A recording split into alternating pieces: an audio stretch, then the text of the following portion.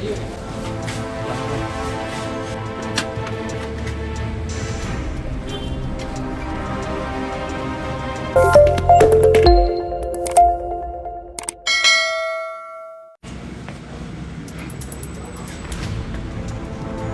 hasil penyelidikan ditemukan adanya indikasi tindak pidana yang dilakukan oleh tersangka. Serta dari hasil gelar perkara, semua peserta gelar perkara juga menyepakati bahwa adanya indikasi dugaan tindak pidana korupsi terkait perihal pembayaran uang ganti rugi satu bidang tanah dengan kode 00149 di Desa Tambak Baya, Kecamatan Kabupaten Lebak. Waktu kejadian di tahun 2021 dari sumber anggaran APBN tahun 2021.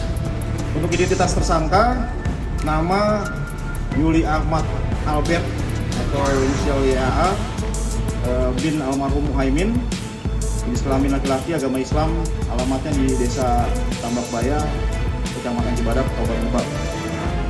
Untuk barang bukti yang berhasil disita atau diamankan oleh penyidik, dalam hal ini ada satu unit kendaraan Nissan Juke berwarna putih yang sesuai pengakuan dari tersangka didapat atau dibeli dari hasil uang korupsi atau kejahatan.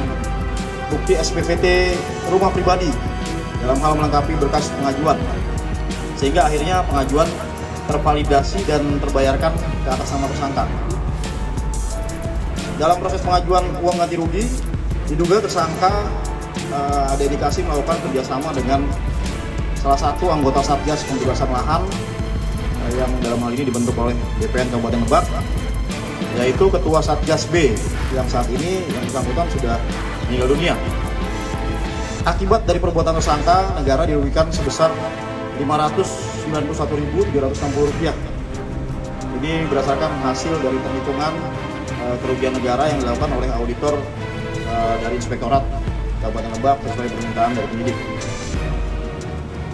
Dan selanjutnya uang dari hasil korupsi tersebut tersangka gunakan untuk melakukan yang pertama take over dari salah satu perusahaan seharga 160 juta.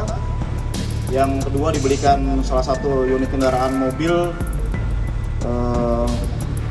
dengan harga 120 juta dan membeli kendaraan roda 2 dengan tipe tertentu seharga 53 juta yang saat ini kendaraan tersebut dalam perjalanan untuk dihadirkan ke Polres. Jadi belum bisa kita hadirkan di sini karena memang dalam perjalanan dari Jakarta ke Lebak. Nanti akan kita sampaikan selanjutnya.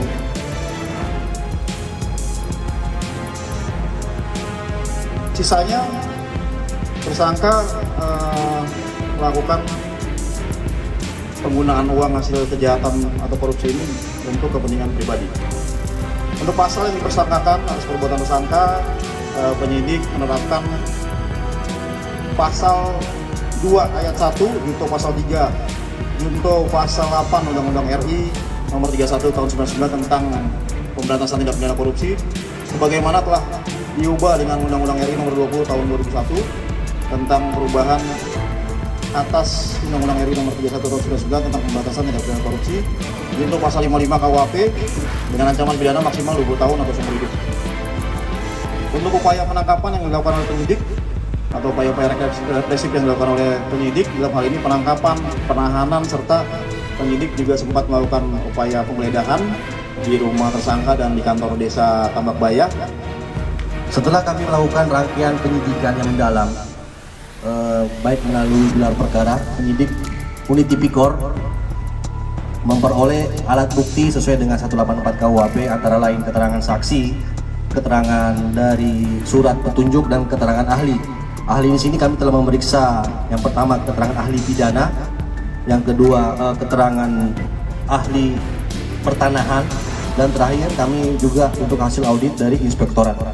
Setelah kami melakukan gelar perkara, kami menetapkan yang bersangkutan sebagai tersangka pada tanggal 14 Maret 2023 dan kami lakukan penangkapan dan penahanan.